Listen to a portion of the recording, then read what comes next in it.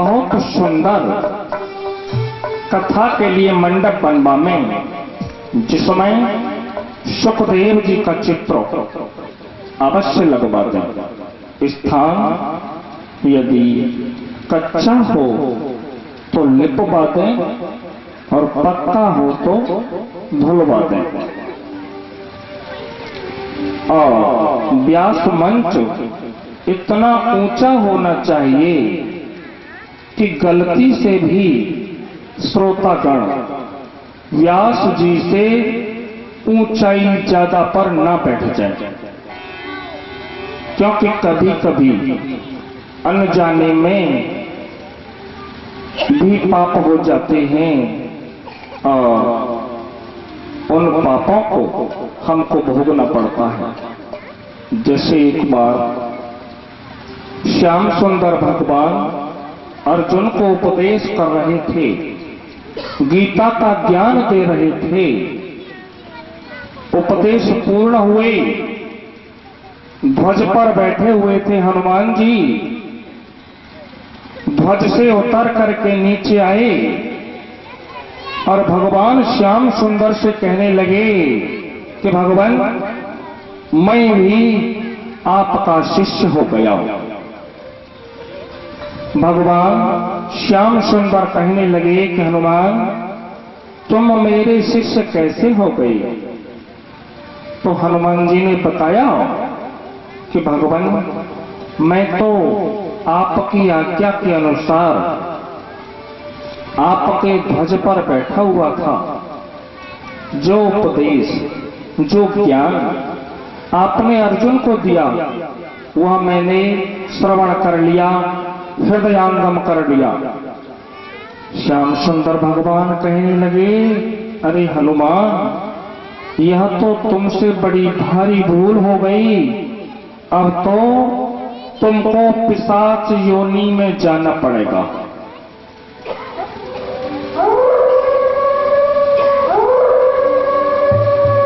और इतना जैसे ही श्रवण किया हनुमान जी ने, हनुमान जी कह रहे हैं, मुझसे गलती क्या हुई कि तुमसे सिर्फ इतनी गलती हुई कि तुमने ज्ञान देने वाले से और ऊंचाई पर बैठ करके ज्ञान प्राप्त कर लिया। हनुमान जी कहने लगे कि प्रभु, इसका कोई सरल उपाय नहीं है क्या?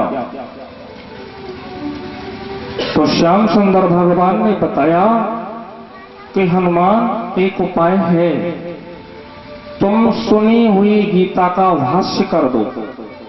भाष्य करना, अपने शब्दों में लिख दो। तो हनुमान जी ने गीता का भाष्य किया, अपने शब्दों में गीता लिखी। उस गीता का नाम पिशाच गीता। वो गीता आज भी पिशाच गीता के नाम से प्रसिद्ध है। बोलिए हनुमान जी महाराज की जय, वृंदावन बिहारी लाल की जय। भागवत कथा में आवश्यक है कि हर जगह निमंत्रण भिजवा में, और श्रीमद् भागवत कथा में कोई शंका नहीं करनी चाहिए। यदि कोई शंका मन में आ भी जाती है तो उसको नोट करके रख लें, और जब भी कथा विराम ली जाए, उचित समय हो तो शंका का समाधान कर लें।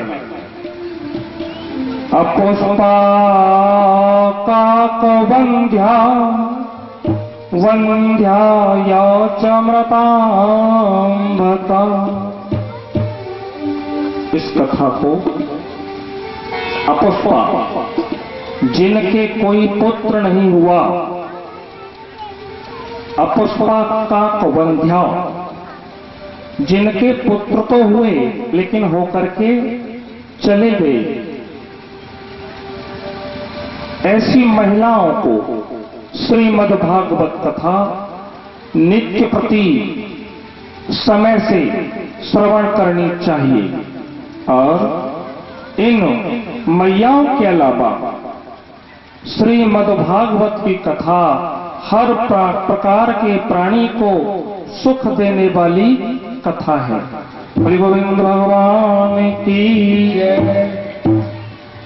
अब सनत कुमार कहीं घूमते नहीं और नारद जी कहीं पर बैठते नहीं, तो नारद जी ने सनत कुमारों से 7 दिन तक बैठकर कथा का श्रवण कैसे कर लिया।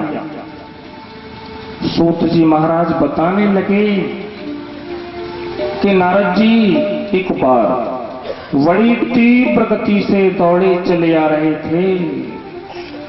जैसे ही बद्रीनाथ धाम में पहुंचे, वहां पर चारों भाई सनत कुमार बैठे हुए हैं। सनत कुमारों ने नारद जी को देखा तो पूछने लगे, कथम ब्रह्मन्दीन मुख कुतश्चिन्तातुरो भवान् त्वरितं गम्यते पुत्र कुतश्चागमनं तव। नारद, बड़े उतावले हो रहे हो, सुस्त हो रहे हो, दुखी हो रहे हो, आपके दुख का कारण क्या है? तो नारद जी कह रहे हैं कि भैया क्या बताऊं, मैं हरिद्वार गया, ऋषिकेश गया, काशी गया, बनारस गया, हरि क्षेत्र गया, कुरुक्षेत्र गया, लेकिन मेरे मन को कहीं भी शांति नहीं मिली। और जब मैं वृंदावन में गया तो वहां पर मुझको एक युवती ने रोक लिया। उस युवती ने कहा कि प्रभु, संत भगवान थोड़ी देर ठहर जाइए और मेरा दुखड़ा भी सुनते जाइए।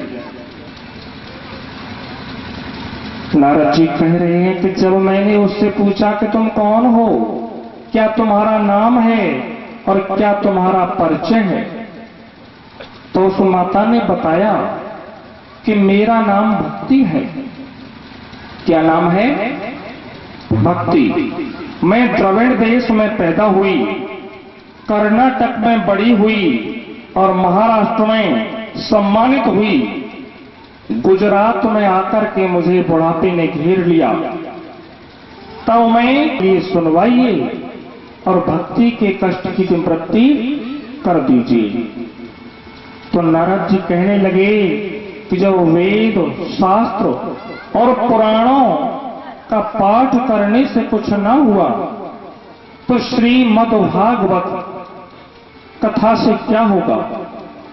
सनत कुमार बताने लगे, श्रीमद् भागवत महापुराण वेद, शास्त्र और पुराणों में से निकाला गया अमृत है, इसलिए इसको श्रवण करने से ज्ञान और वैराग्य का बुढ़ापा दूर हो जाएगा और भक्ति भी प्रसन्न हो जाएंगी।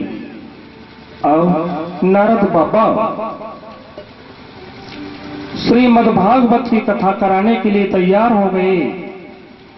यदि कोई साधारण प्राणी भागवत की कथा करवाता है तो सपत्नी बैठता है पत्नी के साथ में। यज्ञ कार्य में पत्नी का अधिकार बाएं तरफ होता है, लेकिन श्री मद् भागवत की कथा में पत्नी का अधिकार दाहिनी तरफ हो जाता है। और अब बाबा कथा करा रहे हैं, नारद बाबा कथा करा रहे हैं, तो फिर बहू कहां से लावे। जब संत कथा कराते हैं तो बेचारे अकेले ही बैठ जाते हैं। इसलिए नारद बाबा बन गए आज श्रोता और कथा श्रवण कर रहे हैं। बोली संत भगवान की जय। तुलसी महारानी की स्थापना हुई, ज्ञान और वैराग्य के लिए आसन दिया गया और जैसे ही कथा प्रारंभ हुई तुरंत ही भक्ति माता का प्रवेश हो गया। और जब ज्ञान का मार्ग प्रारंभ होता है तो भक्ति अपने आप ही चली आती है। बोली गोविंद भगवान की जय। और जब भक्ति का प्राकट्य होता है भक्त क्या करते हैं? कीर्तन करते हैं। गोविंद मेरा है, गोपाल मेरा है, गोविंद मेरा है, गोपाल मेरा है, गोविंद मेरा है, गोपाल मेरा है। लाल मेरा है, के बिहारी लाल मेरा है,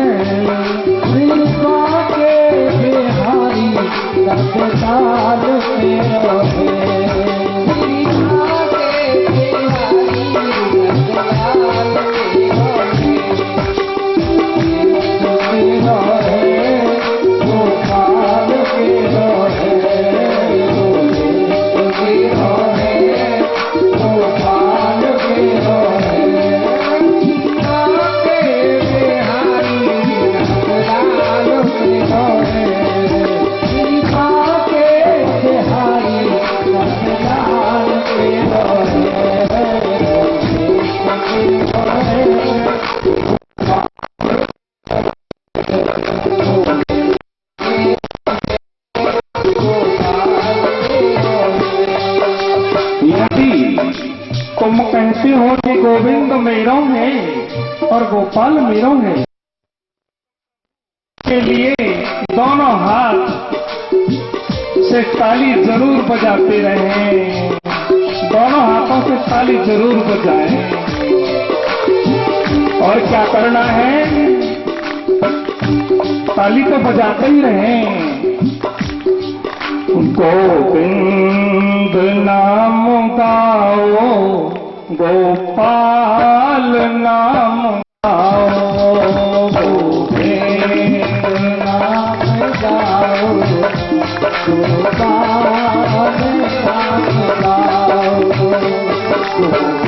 गोविंद नाम गाओ, गोपाल नाम गाओ। गोविंद नाम गाओ, गोपाल नाम गाओ, गोविंद नाम गाओ, गोपाल नाम गाओ, गोविंद नाम गाओ, गोपाल नाम गाओ। ब्रज धाम की गली में आनंद को बढ़ाओ, ब्रज धाम की गली में आनंद को बढ़ाओ।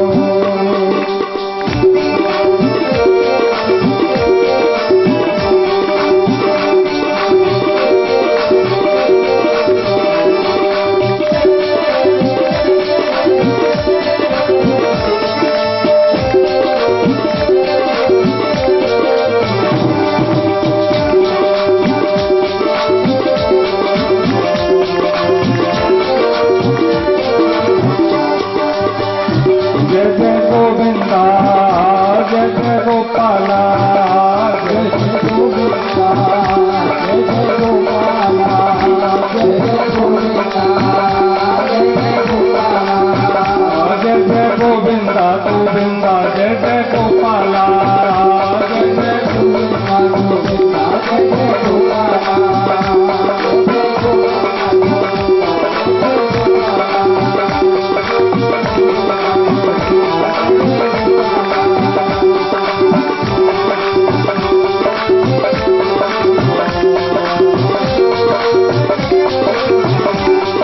और गोविंद का नाम क्यों गाना है? यहाँ कोई नहीं अपना, दुनिया ही बेगानी है। यहाँ कोई नहीं अपना, दुनिया ही बेगानी है। कोई नहीं अपना, दुनिया ही बेगानी है। किस चीज से प्रेम करें, कोई साथ न जानी है। किस चीज से प्रेम करें, कोई साथ न जानी है।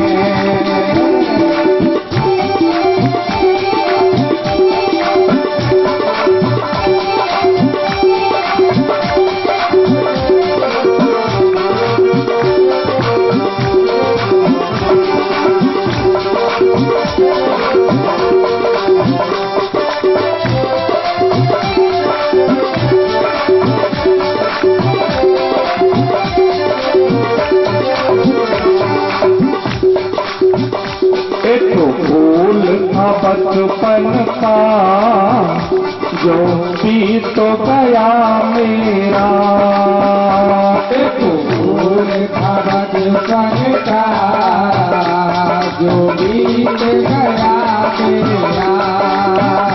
एक फूल था बचपन का जो बीत गया मेरा।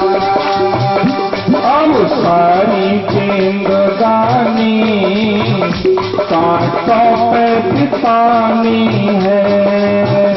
अब सारी जिंदगानी कांटों पे बितानी है।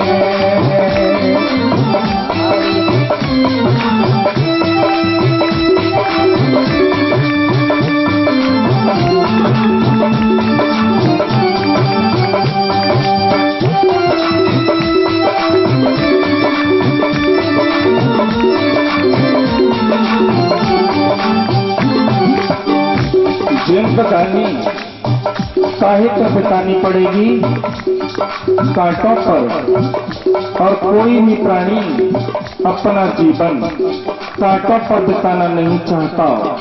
किस पर बिताना चाहोगे? फूलों पर। हाँ, यदि फूलों पर जिंदगी बितानी है तो क्या करना है? भजे ब्रजे तो मंडनम समस्त पाप खंडनम भक्त चित्तरंजनम सदैव नंदनंदनम।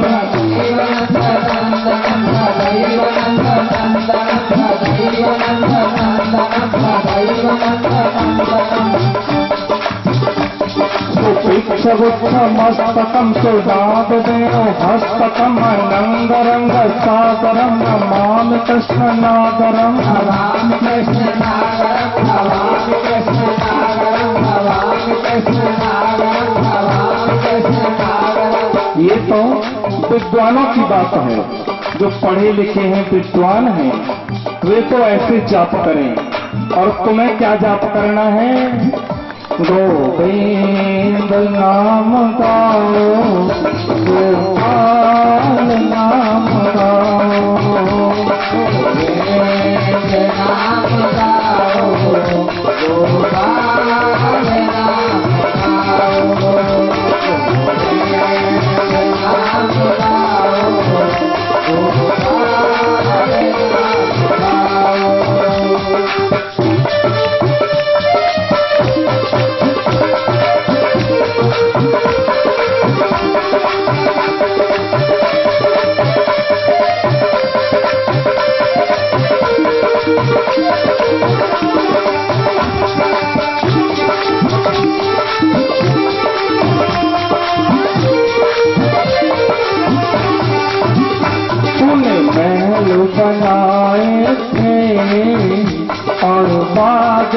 लगाए थे, तूने महल बनाए थे और बाग लगाए थे, महल बनाए थे और बाग लगाए थे। अब छोड़ के ये नगरी जंगल में बनानी है, अब छोड़ के नगरी जंगल में बनानी है, छोड़ के नगरी जंगल में बनानी है। और यदि नगरी जंगल में नहीं बनानी, नगरी किसी बस्ती में बनानी है, किसी महल में वास करना है, तो क्या करना है? मनोज गर्भ मोचनम विशाल लोल लोचनम विभूत गोप सोचनम नमामि पद्मलोचनम, नमामि पद्मलोचनम, नमामि पद्मलोचनम, नमामि पद्मलोचनम, नमामि पद्मलोचनम। करारविन्दभूधरं सुतावलोक सुन्दरं महेन्द्रमान कारणं नमामि कृष्णवारणं, नमामि कृष्णवारणं, नमामि कृष्णवारणं, नमामि कृष्णवारणं, नमामि कृष्णवारणं। गोपेन्द्र नाम गाओ, गोपाल नाम गाओ,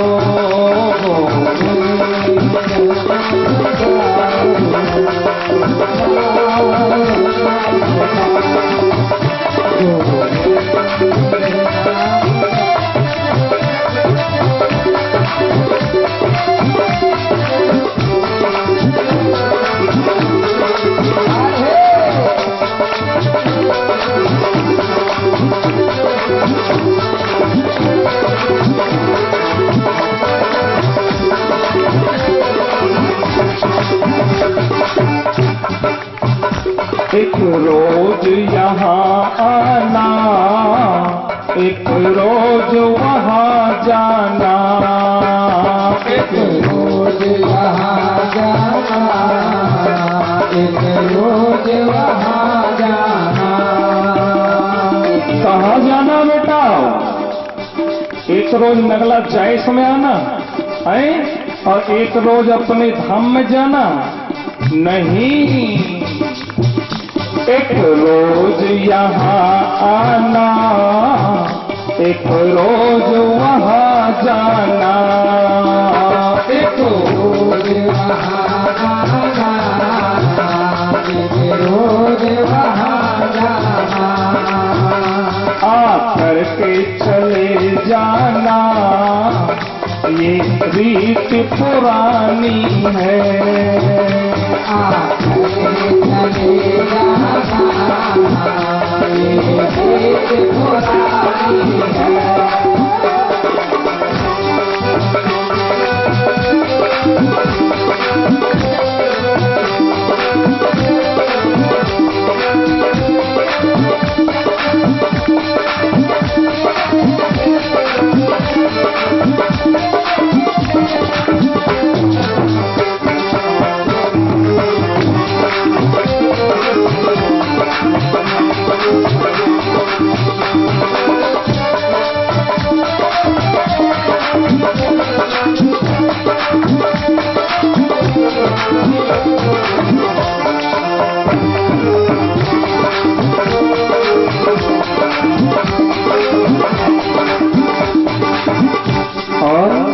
इस आवागमन से मुक्ति पाना चाहते हो, इस आवागमन से मुक्ति पाना चाहते हो, रोज आना और रोज जाना, तो क्या करना पड़ेगा? कदम्ब सून कुंडलम कुचार बंड मंडलम भजांगन कबल्लभम नमामि कृष्ण दुर्लभम, नमामि कृष्ण दुर्लभम, नमामि कृष्ण दुर्लभम, नमामि कृष्ण दुर्लभम, नमामि कृष्ण दुर्लभम। यशोदय समोदय पयसनन्दययुतं सुखैकदायकं नमामि गोपनायकम्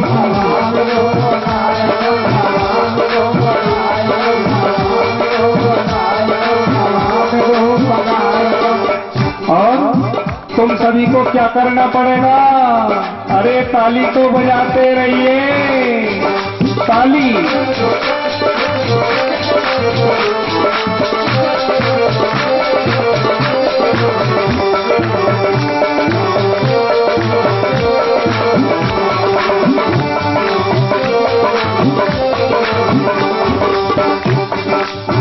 देखिए, ताली वो नहीं बजाते, ताली वे नहीं बजाते जिनको कोई गम होता है कि या तो अभी आप इस घर से निकल जाइए, वरना मैं तुमको बहुत कठिन सजा दूंगा।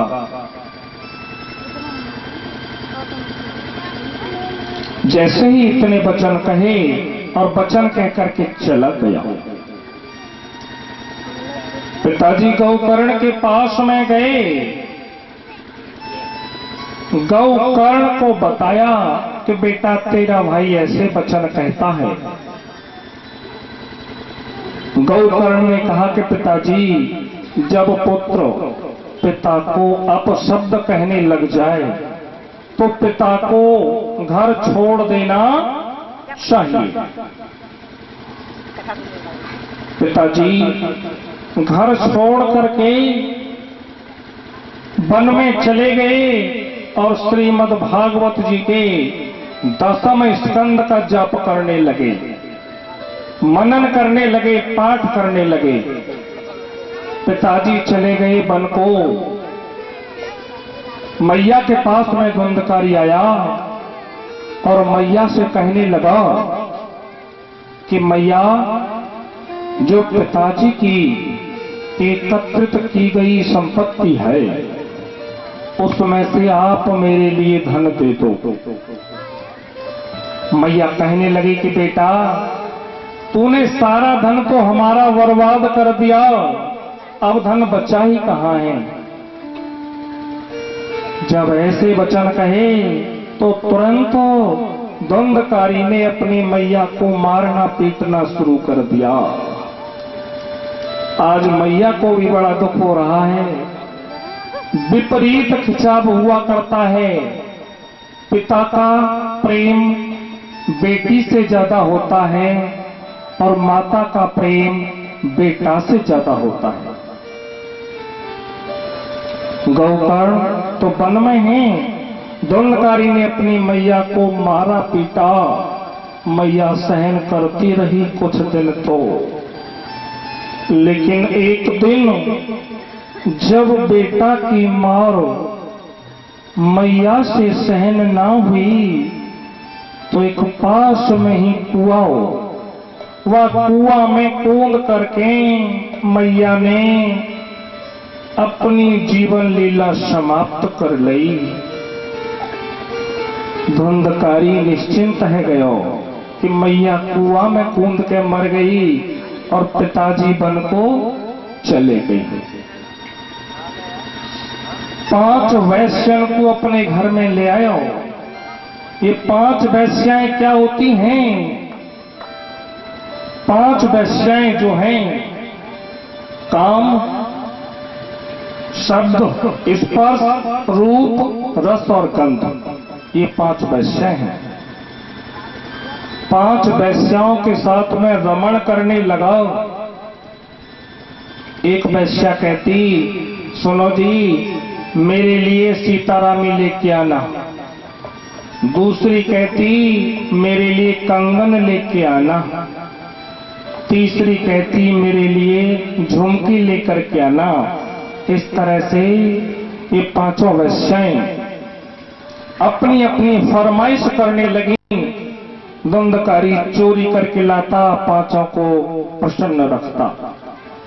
एक दिन वैश्याओं ने विचार किया कि यह तो एक दिन पकड़ा जाएगा, क्योंकि चोरी करता है।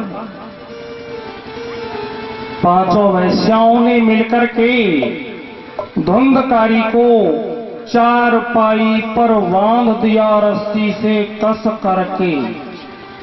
और पलीता जानते हैं, सभी जानते होंगे पलीता को। एक पलीता बनाया और धुंधकारी के मुख में आग लगाई। इतनी बुरी तरह से धुंधकारी को मार दिया गया और जला करके रसोई में एक गड्ढा खोदा और उसी में दबा करके 5 वेश्याएं चली गईं। वेश्याएं न कभी किसी की सगी हुई थीं, न हुई हैं और न कभी होंगी। बोले गोविंद भगवान की जय। जाओ गौकर्ण जी महाराज बहुत दिन बाद तप करके जंगल से लौट करके आ रहे थे। अपने ही पिता के गांव में आ गए। विचार करने लगे कि चलो अब किसी के घर क्या रुकेंगे, अपने ही घर चलें। अपने घर का ताला खोला। ताला खोल करके अंदर जैसे ही गए, कभी भैंसा की आवाज आवे, कभी शेर की आवाज आवे, नाना प्रकार की आवाजें आने लगी। जब नाना प्रकार की आवाजें आने लगी, डराने लगा कोई। गौकर्ण बड़े विद्वान थे। कमंडल में से जल छिड़का और कहा कि तुम जो भी हो मेरे सामने आओ। अब ये प्रेत छाया सामने नहीं आ सकती, इसके लिए तो पोल चाहिए। सामने आकर के एक छाया खड़ी हो गई और क्या कहने लगी, अहम भ्राता त्वदीयो अस्मि द्वंद्वकारी तिनामतो। भैया मैं कोई और नहीं, मैं तुम्हारा भाई हूं। और हाथ जोड़ करके अपने भाई से किस तरह प्रार्थना करने लगा, मैं भटक रहो भ्राता। भैया मैं भटक रहा हूं। भैया मुझे बड़ा कष्ट हो रहा है और मुझको आप इससे, इस जीवन से मुक्ति दिलवा दीजिए। मैं भटक रहो भ्राता, मुझ पे कष्ट पड़ो भारी।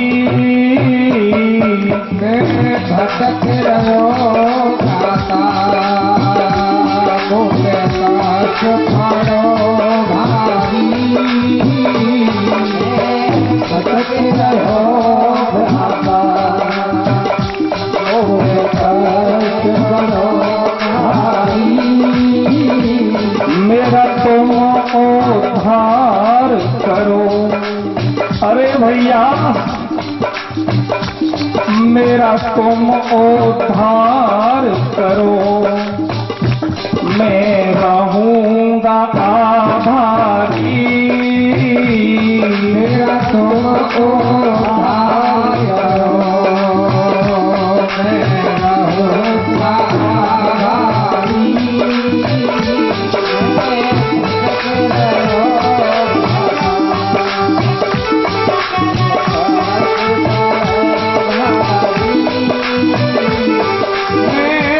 भटक रहो भ्राता,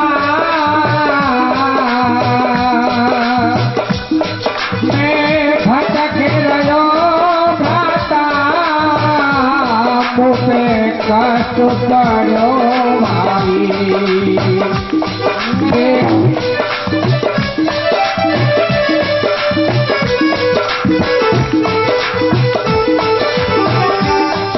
और ये आत्मा, धुंधकारी की आत्मा कहने लगी कि भैया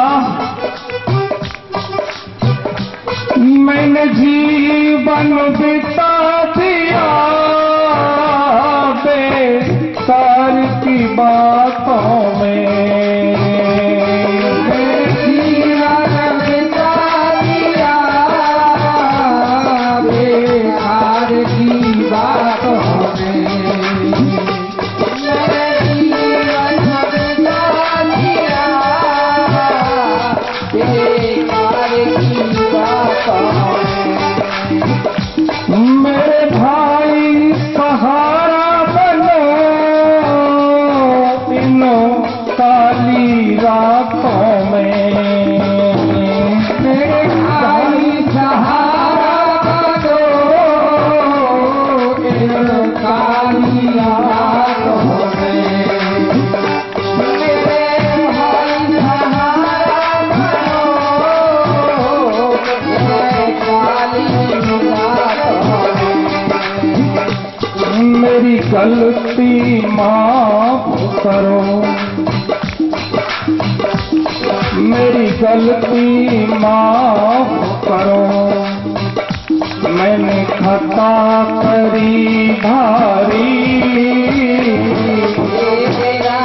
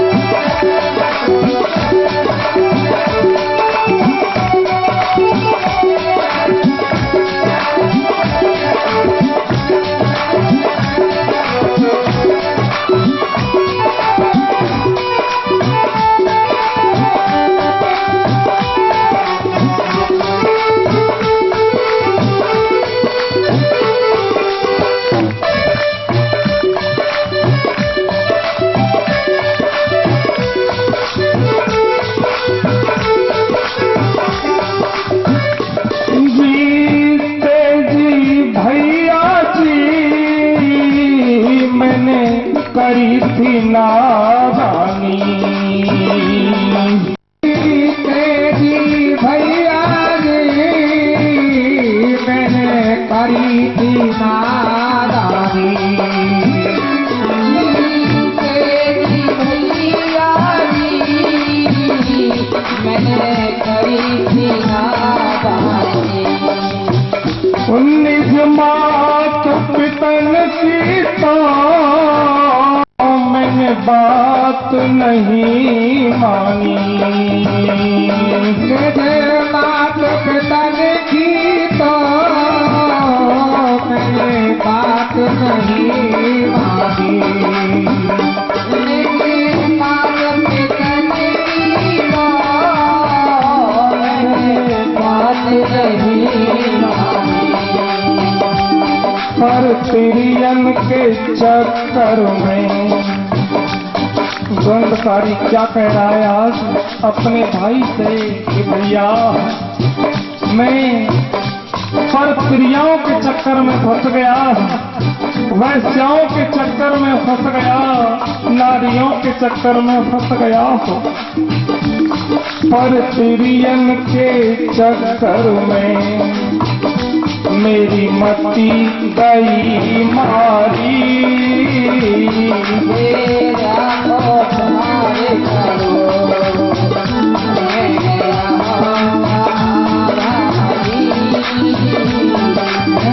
भटक रहो करो भारी।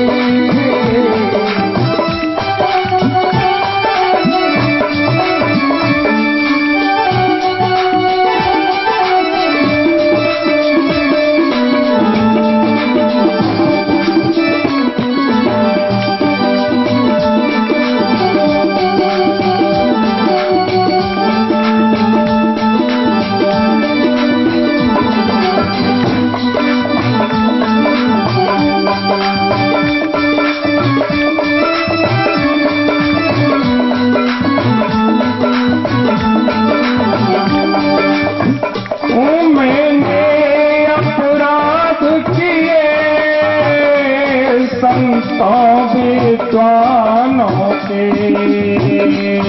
मैंने अपराध किए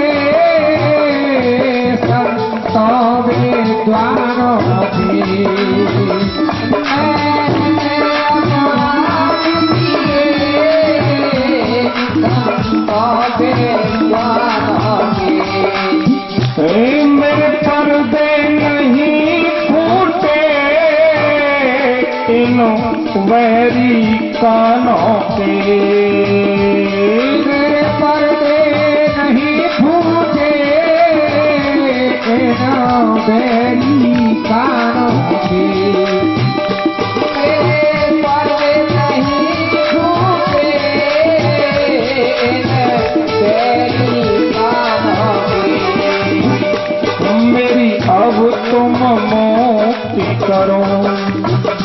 क्या कह रहा है द्वंद्वकारी? अपने भाई से कहने लगा कि भैया मेरी अब तुम मुक्ति करो, मैं प्रेत बनो भारी।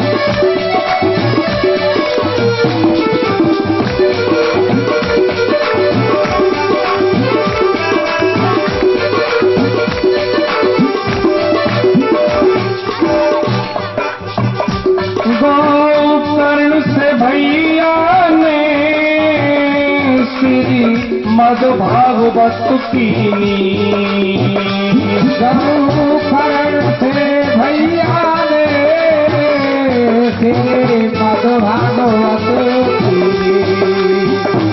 गरुखरण से भैया ने श्री मद भागवत कीनी। अपने भैया के लिए, भैया की आत्मा को मुक्ति दिलाने के लिए गौकर्ण जैसे भाई ने क्या किया है?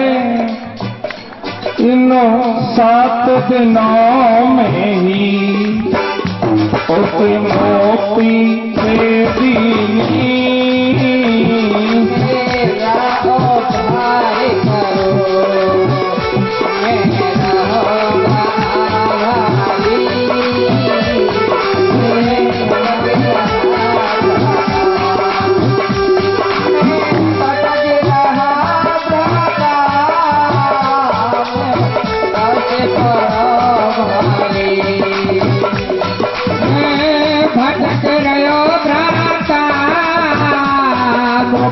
कष्ट पड़ो भारी मेरा उद्धार करो, मैं रहो आधारी।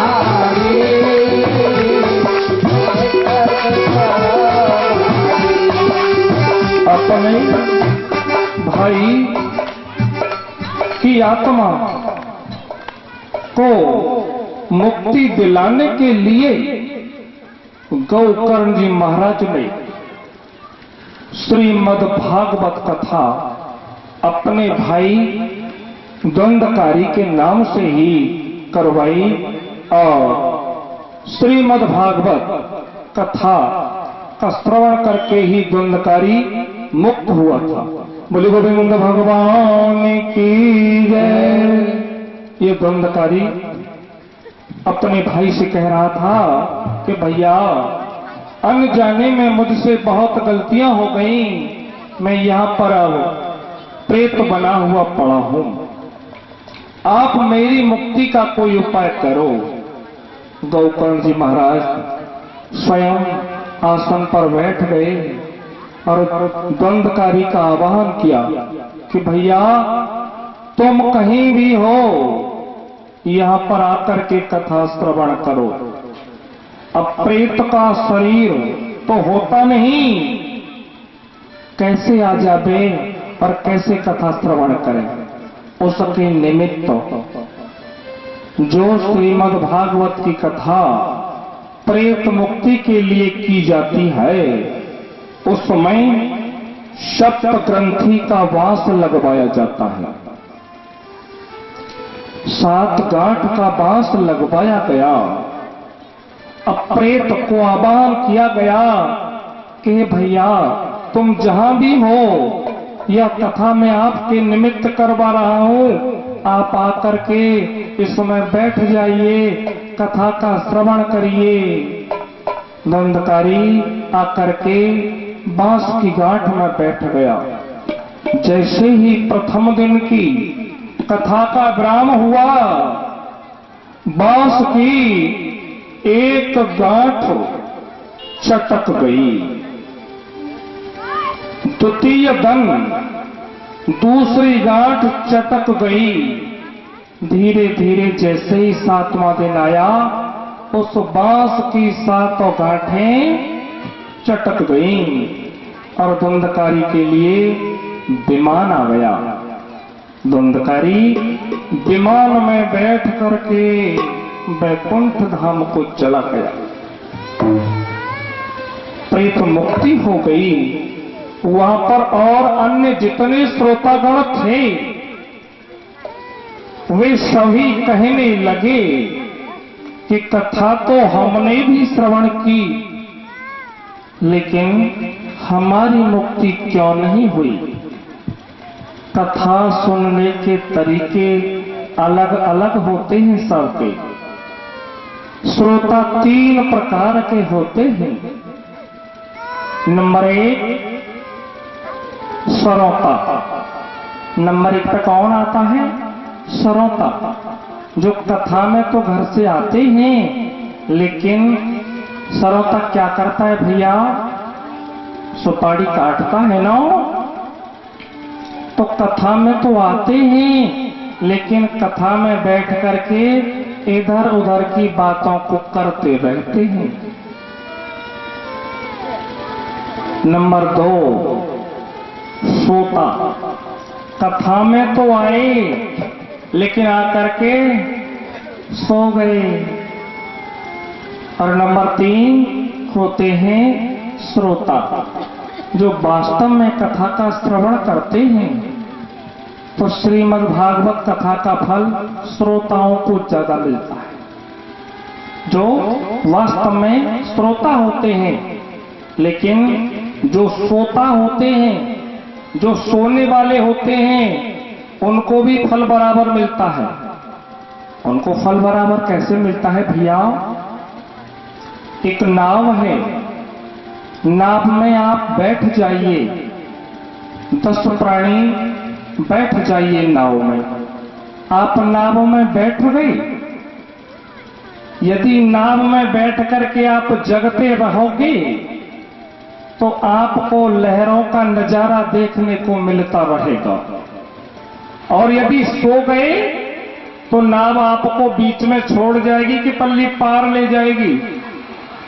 हाँ, नाव आपको बीच में नहीं छोड़ने वाली है, नाव तो आपको पल्ली पार ही उतारेगी। श्रीमद् भागवत कथा श्रवण करने से हर प्रकार के प्राणियों का कल्याण होता है। चाहे आकर के सो जाओ और चाहे जगते रहो, सो जाओगे तब भी बेड़ा पार होगा, और यदि जागृत बैठे रहोगे तो इन आंखों से नजारा देखने को मिलता रहेगा। बोले गोविंद भगवान की जय वृंदावन बिहारी लाल की जय मुक्ति का मतलब मरना नहीं होता, मुक्ति होती है आत्मा का बोध। पुनरप जन्मम पुनरप मरणम पुनरप जननी जठरे शयनम, बार बार आना और बार बार जाना। इस आने जाने के कुचक्र को तोड़ने के लिए श्रीमद् भागवत कथा का ज्ञान अति उत्तम है। पुनरप जन्मम, बार बार आना और बार बार जाना। श्रीमद् भागवत के लिए जो दिन शुभ समझ लिया जाए, क्योंकि हर दिन, हर महीना, हर समय परमात्मा की कथा के लिए उत्तम है। और जिस दिन परमात्मा की कथा प्रारंभ हो जाए वह मुहूर्त तो स्वयं में शुभ मुहूर्त बन जाता है। श्रीमद् भागवत कथा के सारे उत्सव, जैसे कृष्ण जन्म, राम जन्म, रुक्मिणी मंगल, सुदामा चरित्र, कथा में जितने भी उत्सव आवे सभी उत्सव बड़े प्रेम से मनाने चाहिए। और कथा में निराहार, कैसे सुनना चाहिए कथा को? निराहार, निराहारो यताहारो। कथा को संभव हो तो 7 दिनों तक निराहार रह करके सुनना चाहिए। और यदि निराहार रह करके ना सुन पावे तो घी पी करके कथा श्रवण कर लेनी चाहिए। घी पियो और कथा सुनो। यदि घी पी के कथा श्रवण करने में परेशानी आवे तो क्या करें? तो फिर फलाहार कर लो, फलों का आहार लो और कथा श्रवण करो। और फलाहार से भी पार नहीं पड़ती तो क्या करें? अल्प आहार ले लो, यानी एक समय भोजन ले लो। और एक समय भोजन से पार नहीं पड़े तो फिर क्या करें? तब फिर 2 बार भोजन ले लो, 2 से भी पार नहीं पड़ती तो 3 बार ले लो, और चाहे 5 बार भोजन ले लो, लेकिन कथा का श्रवण अवश्य ही करो। कथा एक आसन से बैठ करके श्रवण करनी चाहिए, जो सुखासन जिसे बोलते हैं। सुखासन का अर्थ होता है किसी प्रकार की कोई तकलीफ पैरों को नहीं हो और न हाथों को हो। यदि परेशानी हो तो लंबे पैर करके कथा सुन सकते हैं, कुर्सी पर बैठकर कथा सुन सकते हैं, पलंग पर लेट करके कथा सुन सकते हैं, लेकिन दरिद्रासन पर बैठकर कथा नहीं सुननी चाहिए। और ये दरिद्रासन कौन सा है मैं आपको बताना चाहूंगा। दोनों पैर ऐसे किए, मैं दिखाई नहीं दे रहा हूं आपको, मैं समझ रहा हूं। दोनों हाथ, दोनों पैर ऊपर को उठा लिए और दोनों हाथों को ऐसे बांध लिया, यानी पैरों को भी कष्ट हुआ और हाथों को भी कष्ट हुआ। इस आसन को कहते हैं दरिद्रासन। इस पर बैठ करके कथा श्रवण करने से तो क्या, अन्य वैसे ही साधारण तौर पर भी यदि बैठा जाए तब भी इससे दरिद्रता आती है। बोले गोविंद भगवान की जय, वृंदावन बिहारी लाल की जय। मेरा राधा, हाँ मेरा राधा रमण, राधा राधा मेरा राधा रमण, राधा राधा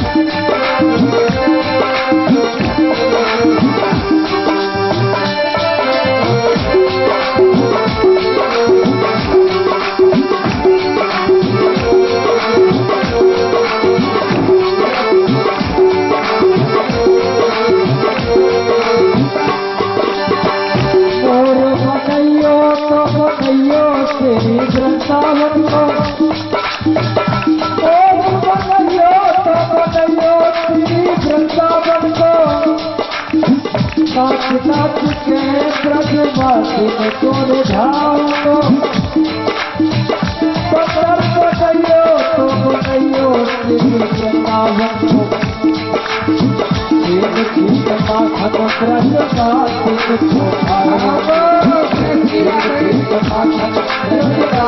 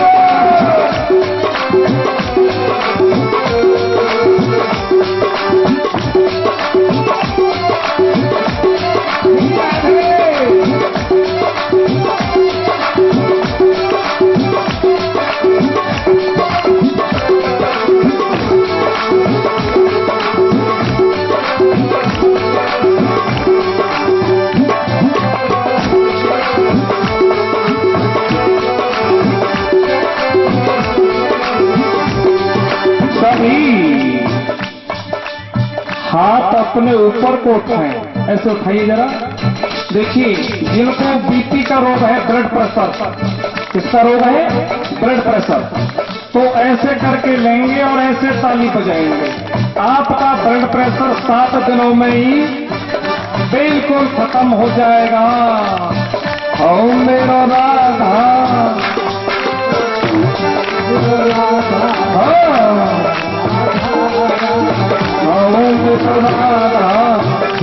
मेरा राधा, मेरो राधा, कमल राधा राधा, मेरो राधा,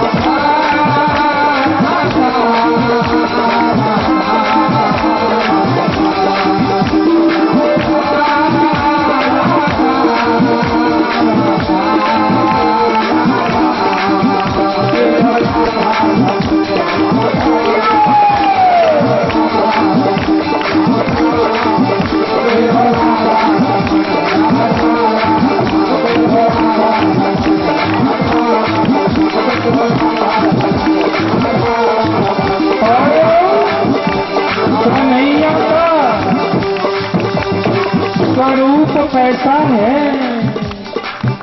अजब बोली गजब चितवन निराला बंसी वाला है। जय हो। अदाएं क्या गजब की हैं, जरा रंग ही तो काला है।